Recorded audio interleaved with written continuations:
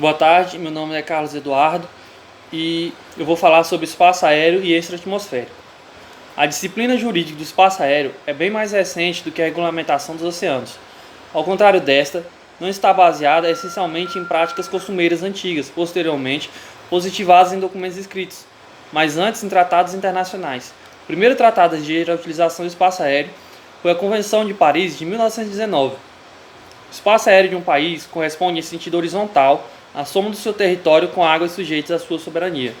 Do ponto de vista vertical, não há qualquer regulamentação fixando balizas, existindo a ideia comum de que o espaço aéreo corresponde àquela porção do céu na qual uma aeronave consegue voar com a propulsão própria.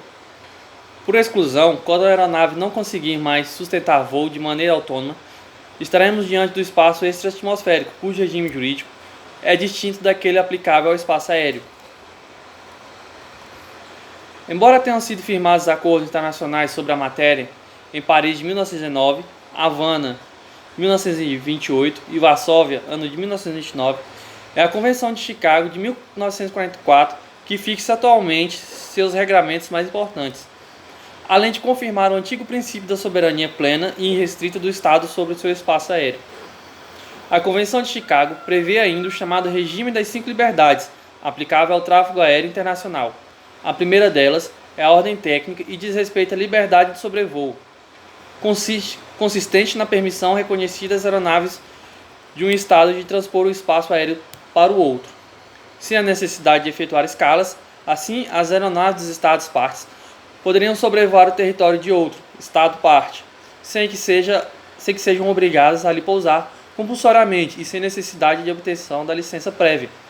Importante recordar que tal liberdade não é irrestrita, pois o Estado poderá vedar a passagem de qualquer aeronave em certas porções de seu espaço, as chamadas zonas proibidas.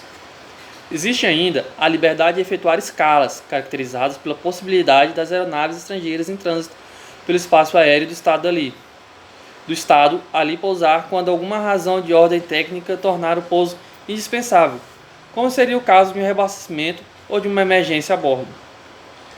Bom, as últimas três liberdades são de índole meramente comercial e diz respeito à liberdade de embarque e desembarque de mercadorias e passageiros em território dos países membros da Convenção, sejam aqueles provenientes ou destinados ao estado de origem da aeronave ou a outros países signatários da Convenção de Chicago.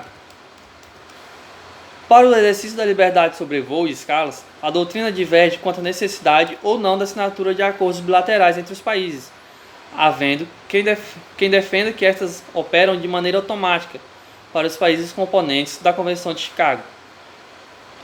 Já as liberdades de cunho comercial, embarque e desembarque de mercadorias e passageiros, não podem ser exercidas sem a prévia existência de acordos entre os estados interessados. Bom, falando agora sobre o sistema das cinco liberdades já mencionado antes. Liberdades técnicas. Liberdade de sobrevoo sem ter que efetuar escalas. Próximo tópico. Liberdade de efetuar escalas sem fins comerciais, caso sejam tecnicamente necessárias. E sobre as liberdades comerciais. Liberdade de embarcar, desembarcar passageiros e mercadorias provenientes do estado de origem da aeronave. Tópico 4. Liberdade de embarcar, desembarcar passageiros e mercadorias com destino ao estado de origem da aeronave. Tópico 5. Liberdade de embarcar, desembarcar mercadorias e passageiros procedentes de ou com destino a terceiros países.